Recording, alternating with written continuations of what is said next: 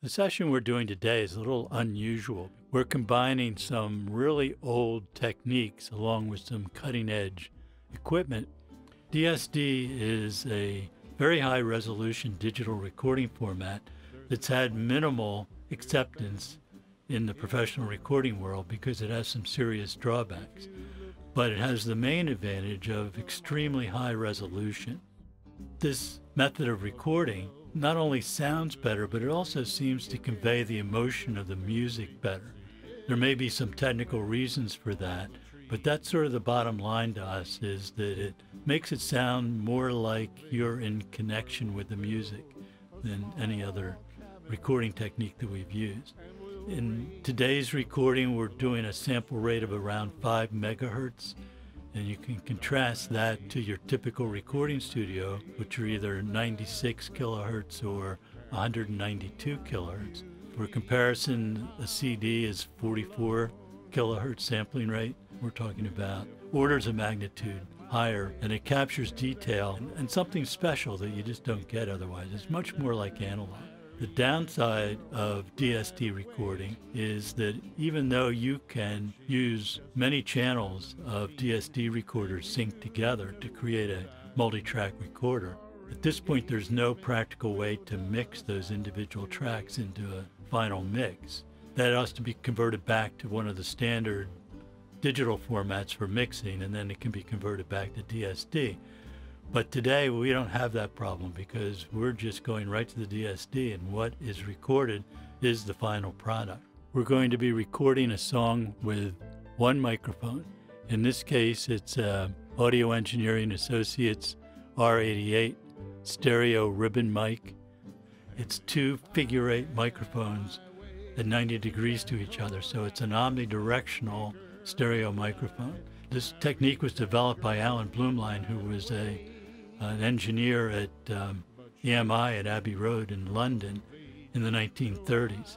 And since I discovered it about 40 years ago, it's become really one of my favorite techniques for recording stereo. It minimizes many of the phase differences that you get with multi-mics, and there's just something magical about that sound that has always appealed to me. That microphone feeds directly into a DW Fearn VT2 2-channel vacuum tube microphone preamplifier, which is a product I designed and my company manufactures. From there, it went directly into a Tascam DA-3000, which is a digital recorder that's capable of direct synthesis digital DSD recording. At the same time, just for convenience, we recorded also on a radar system, which is a hard disk-based multi-track recorder. And we used that to record all the additional mics we had out there, set up so that we were sure to get something good out of it if a single point pickup wasn't giving us what we wanted. But it also gave us this unique opportunity to compare the two. When you record that way, it means you have to do all the balancing in the studio with the way the musicians play and where they're located in relationship to the mic. Getting that proper balance was the challenging part. And that took us, an hour and a half or so till we finally zeroed in on what we wanted. Some of the players on this session only had a limited amount of time, so we had a total of about 4 hours to do this. And we needed to get 2 songs recorded in that time. All the trees lose their leaves. That's the place where we'll build a small cabin. Tom McIntyre is a singer-songwriter that I've worked with since the early 1970s. A few years ago, he moved to Florida, and we don't have an opportunity to record very much anymore. But he sent me a couple of new songs he had done, which I thought were really good.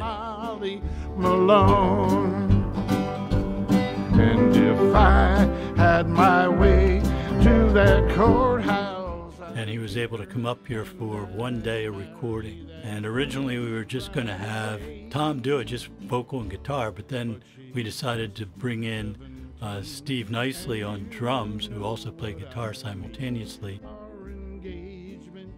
and Geoff Hazelrigg on upright bass. Geoff's brother George came along as well. He's a keyboard player, and although We weren't really planning on having him out on the session. Having him there was just an extra added bonus. So I think he really brought a lot to the project. And helping out on this session, as he has done for the majority of the recording sessions I've done for the last 30-some years, was Ian Alexander, who was really a huge asset in this project because there's a lot of mic movement and personnel movement and equipment movement required to get the balance we wanted. So Ian's really good at that. There's a really good intuitive sense of mic placement. So that was another real asset to this project. One of the things that I'm interested in hearing is whether I can actually hear a difference in some of the things that others have described as, the limitations of the filtering necessary as you approach the Nyquist frequency and things like that, in the standard A to D converters versus the DSD approach, which is an entirely different mathematical approach to this. And that gets, quite a bit beyond my technical understanding. The other thing that's kind of interesting is they talk about the pickiness of the input stage to the A to D converter. And I guess those two limitations are not there according to experts. So I'm interested in spending some time listening to these recordings and others to see whether I can hear it. Sort of a secondary challenge was also to make sure we had a good stereo image so that everything wasn't all on one side, or so that the stereo image made sense. Didn't spend a lot of time doing that.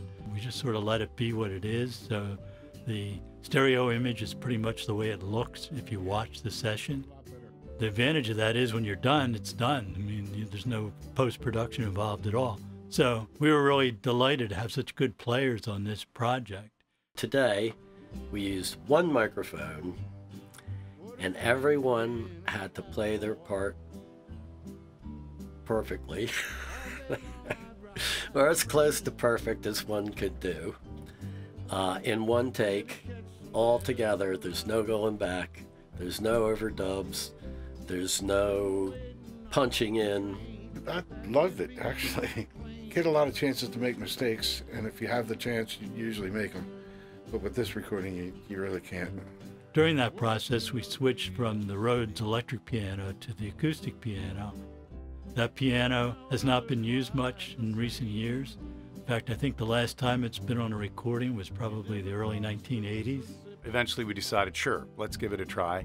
And it sounded much more part of the track and what the song needed. So it was a pretty easy decision once we'd heard a little bit of it. And it sounded great. He had to tune it quite a bit, but it sounded great.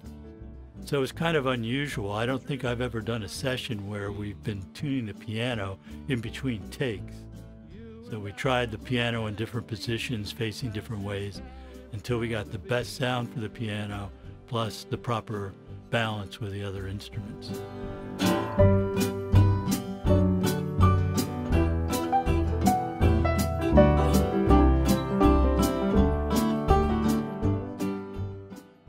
We were running out of time because Geoff and George had a deadline that they had to leave. We were almost through a good take of the last tune, and the power went out. We have a generator that automatically starts and switches over, which is fine, but of course it ruined the take in that interim. And when the generator was running, it makes quite a bit of rumble, which we might have been able to live with by filtering out some of the real bottom, low end of everything. But we really didn't want to do that. So we had to wait until the power came back on, which fortunately wasn't that long. It was probably only out for about 15 or 20 minutes. And then we were able to resume. But we only had time to do really one or two takes before Geoff and George had to leave. But fortunately, everybody played great, and we got good takes out of it ultimately. Now that the recording is done, we can take some time to evaluate how the two techniques compare. This is a little bit confusing because we have too many variables here. So we're comparing not only the two different recording systems, but also two very different recording techniques. So it makes the two recordings a little bit difficult to compare directly. So that enters into the evaluation as well. Near the bend in the river, if you look through the sycamore trees, up above There's a clearing, you can just barely see it, even when all the trees lose their leaves. That's the place where we'll build a small cabin, and we'll raise up a large family. And on that day that we marry, cross that threshold, I'll carry my beauty, my Molly Malone. What if I had been a cowboy? All day long I'd ride the range, maybe catch some desperados, sitting waiting on a train. That could be my claim to fame.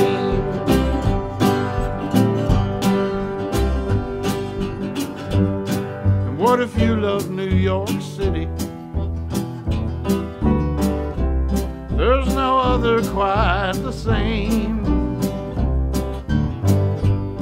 You never crossed the Mississippi. The folks out west are just insane. Would our paths cross just the same?